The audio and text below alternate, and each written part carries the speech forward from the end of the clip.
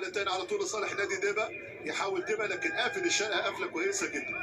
الشرقه في الهاف تايم الثاني بيقفل قفله ممتازه جدا، تمشي على طول عن طريق فراس بالعربي. يلا بقى فراس بالعربي على طول الكره تاني كايو لوكاس، كايو لوكاس، كايو لوكاس خطير جدا. كايو لوكاس لكن يقطع الدفاع، يقطع على طول الدفاع وتمشي الكره تاني في اقصى الجبل اليسرى، انطلاقه على طول ناحيه لاعب نكسا.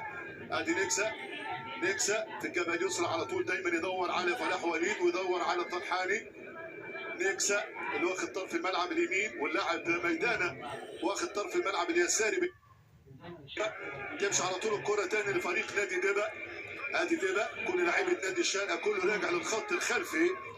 الشارقه اللي بيبحث عن الصداره، الشارقه اللي بيدور على هدف ياكد بيه طبعا يعني علو كعبه في هذا المساء على ادائه في هذه الليله. تمشي على طول الكره تاني عن طريق اسامه حدادي. اسامه، سهيل عبد الله.